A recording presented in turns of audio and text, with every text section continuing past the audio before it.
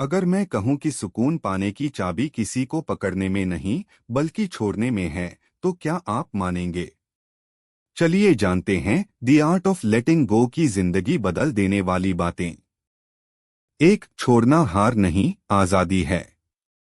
हम में से कई लोग सोचते हैं कि किसी रिश्ते, भावना, याद या उम्मीद को छोड़ना यानी हार मान लेना। ऐसा लगता है जैसे हमने कोशिश करना बंद कर दिया हो, जैसे हमने सामने वाले को जीतने दिया हो।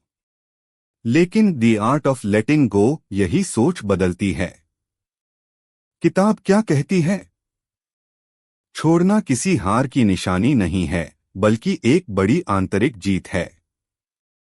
जब आप कुछ ऐसा छोड़ते हैं जो आपको तकलीफ दे रहा है, आपको बांध रहा है या आपकी मानसिक शांति छीन रहा है, तो आप हार नहीं रहे, बल्कि खुद को बचा रहे हैं।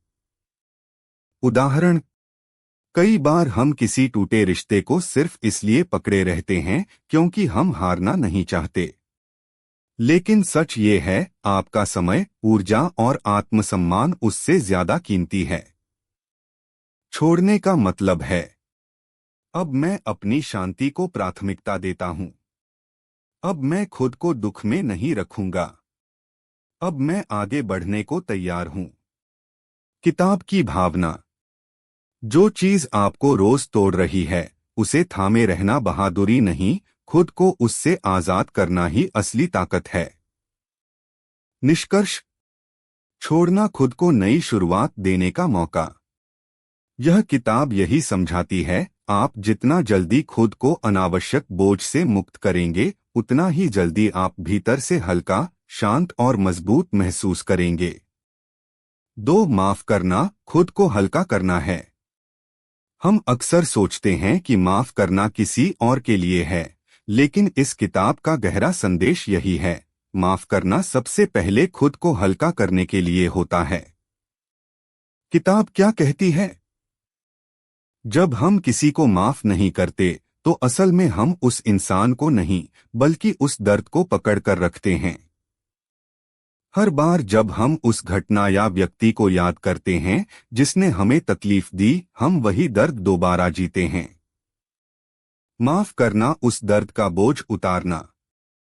एक गहरी बात किताब से, किसी को माफ करना ये नहीं कहता कि उसने जो किया वो ठीक था, ये सिर्फ इतना कहता है कि अब वो तुम्हें और तकलीफ नहीं देगा। उदाहरण, मान लीजिए किसी करीबी ने आपको धोखा दिया और आप सालों से उस गलती को पकड़े हुए हैं। आप उसे याद करते हैं, गुस्सा करते हैं, रोते हैं, लेकिन सबसे ज्यादा खुद को ही थकाते हैं। किताब कहती है, अब उन्हें नहीं, उस दर्द को माफ करो, ताकि तुम आगे बढ़ सको। निष्कर्ष, माफ करना कमजोरी नहीं, मानसिक शांति की शुरुआत है। द आर्ट ऑफ लेटिंग गो बताती है कि जब आप किसी को माफ करते हैं, तो असल में आप अपने मन और दिल के बोझ को उतारते हैं। यह माफी दूसरे को नहीं, खुद को आजाद करने का तरीका है।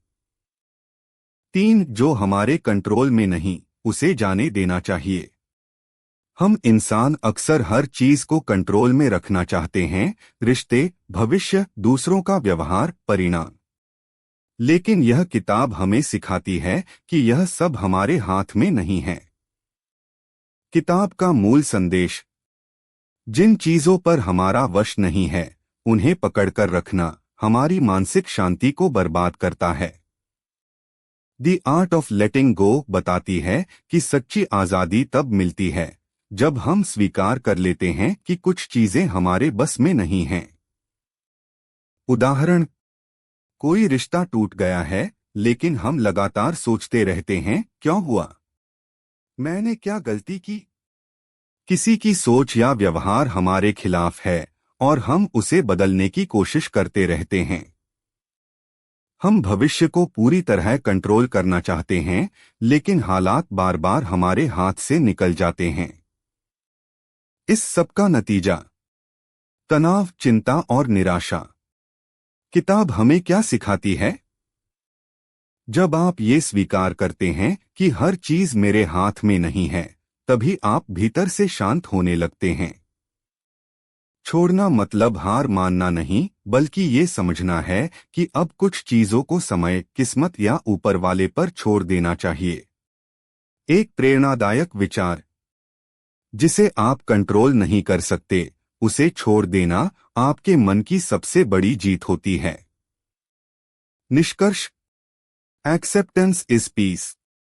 The art of letting go कहती है कि अगर आप हर चीज को पकड़कर रखने की कोशिश छोड़ दें, तो आप हल्के, सच्चे और शांत जीवन की ओर बढ़ सकते हैं। 4. वर्तमान में जीना ही असली शांति है। हम में से अधिकतर लोग या तो अतीत में जी रहे होते हैं या भविष्य की चिंता में डूबे रहते हैं।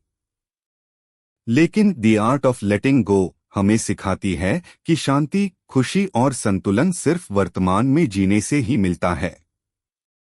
किताब क्या कहती है? अतीत का अफसोस और भविष्य की चिंता, यही दो चीजें हमें अंदर से तोड़ती हैं। हम अतीत की गलतियों को बार बार दोहराते हैं या भविष्य की कल्पनाओं में उलझ जाते हैं, और इसी चक्कर में हम आज को खो देते हैं।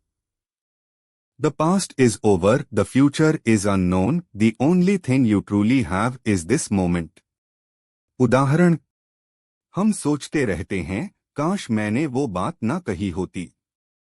या फिर डरते हैं, अगर कल सब बिगड़ गया तो। इसी उलझन में हम आज के सुंदर पलों को अनदेखा कर देते हैं। किताब हमें सिखाती है कि वर्तमान में रहना यानी पूरी तरह जागरूक, शांत और संतुष्ट रहना। वर्तमान में जीने के फायदे जो किताब उजागर करती है। मानसिक शांति बढ़ती है, तनाव और चिंता कम होती है, रिश्तों में गहराई आती है, हर छोटी चीज में आनंद मिलना शुरू होता है। प्रेरणादायक पंक्ति, जब आप पूरी तरह इस पल में होते हैं, तभी आप सच में जिंदा होते हैं। निष्कर्ष, वर्तमान को पकड़ो, अतीत को जाने दो और भविष्य को खुद पर हावी मत होने दो। द आर्ट ऑफ लेटिंग गो बताती है कि जीवन का सबसे बड़ा तोहफा है यह पल, और इसमें जीना ही असली आजादी और असली शांति है। 5. अपेक्षाएं छोड़ो, संबंध सुधरेंगे। अपेक्षा, एक्सपेक्टेशंस, यह एक छोटा सा शब्द है, लेकिन हमारे रिश्तों में सबसे बड़ा तनाव पैदा करने वाला कारण भी यही है। द आर्ट ऑफ लेटिंग गो किताब हमें सिखाती है कि जितनी कम अपेक्षाएं होंगी, उतना ज्यादा सुकून और सच्चापन हमारे संबंधों में होगा। किताब का मूल संदेश, जब आप दूसरों से उम्मीदें कम कर देते हैं, तो आप उन्हें वैसे ही स्वीकार करने लगते हैं जैसे वे हैं, और यही सच्चा संबंध है। हम अक्सर यह मान लेते हैं कि सामने वाला हमारे बारे में वैसे ही सोचे जैसे हम सोचते हैं, वो हर बार वैसा ही व्यवहार करे जैसा हम चाहते हैं, वो हमें हमेशा समझे बिना कहे। लेकिन जब ऐसा नहीं होता, तो हम दुखी, गुस्से में और टूटे हुए महसूस करते हैं। उदाहरण, आपने किसी दोस्त से उम्मीद की कि वो आपको याद करेगा, कॉल करेगा, मदद करेगा, लेकिन उसने नहीं किया। अब आप आहत हैं। लेकिन दोस्त शायद अनजान है कि आप क्या सोच रहे थे। दर्द आपकी अपेक्षा से आया, ना कि उसकी नीयत से। किताब में क्या बताया गया है?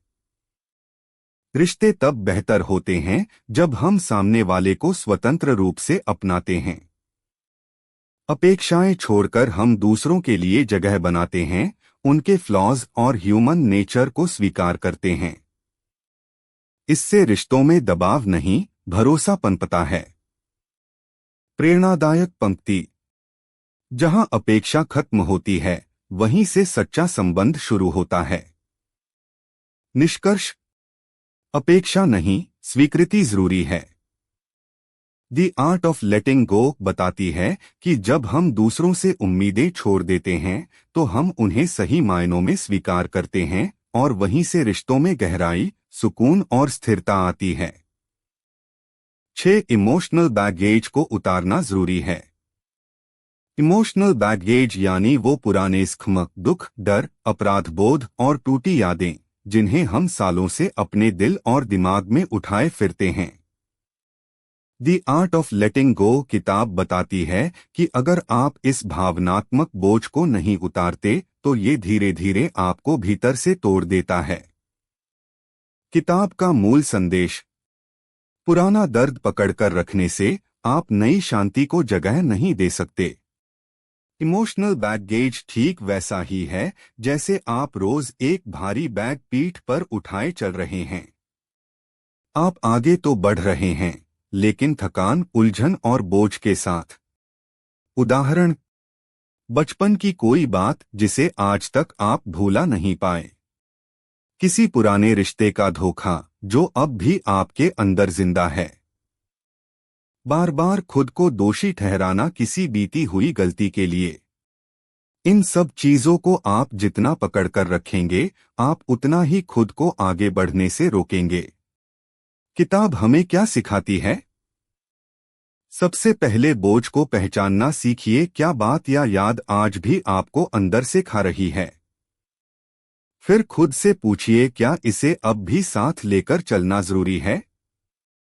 और फिर उसे धीरे धीरे जाने देना सीखिए, क्योंकि जब आप भावनात्मक बोझ छोड़ते हैं तभी आप खुद को सच में आजाद करते हैं। प्रेरणादायक पंक्ति: आपका मन फूल की तरह खिल नहीं सकता जब तक वो पुरानी धूल से भरा रहेगा। निष्कर्ष: इमोशनल बैगेज को उतारना आत्मशुद्धि का पहला कदम है। द आर्ट ऑफ लेटिंग गो बताती है कि हम तब तक सच्ची खुशी, शांति और आत्मसम्मान को महसूस नहीं कर सकते जब तक हम पुराने भावनात्मक जख्मों को पकड़े हुए हैं। 7. लेटिंग गो इनर पीस। छोड़ना का अर्थ सिर्फ त्याग करना नहीं, बल्कि आत्मिक शांति पाना है। किताब का सबसे बड़ा संदेश यही है कि जब हम उन चीजों, भावनाओं और लोगों को छोड़ना सीख जाते हैं जो अब हमारे जीवन में जरूरी नहीं, तो हम भीतर से हल्के, शांत और संतुलित हो जाते हैं। किताब का मूल विचार: letting go is not losing, it is winning your own peace. हम जितना ज्यादा पकड़ते हैं पुरानी गलतियां, टूटे रिश्ते, दूसरों की बातें, भविष्य की चिंता, उतना ही ज्यादा हम अपने अंदर की शांति खोते जाते हैं।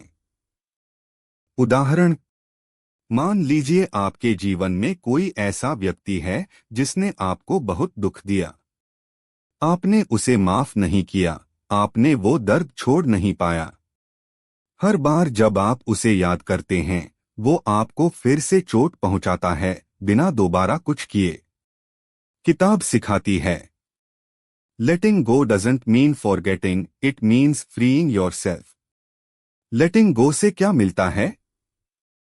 भीतर की शांति, इनर पीस, भावनात्मक स्वतंत्रता, अपने आप से जुड़ा, संतुलित सोच और रिश्ते। जब आप छोड़ते हैं, आप लड़ना बंद करते हैं, आप साबित करना बंद करते हैं, आप शांति को जगह देते हैं। प्रेरणादायक पंक्ति: छोड़ना कोई अंत नहीं, यह एक नई शुरुआत है खुद से मिलने की। निष्कर्ष: letting go healing, letting go freedom, letting go peace. The art of letting go अंत में यही समझाती है कि जीवन में हर चीज को साथ लेकर नहीं चला जा सकता। जो चीजें हमारे भीतर हलचल पैदा करती हैं, उन्हें छोड़ देना ही सबसे बड़ी आंतरिक विजय है।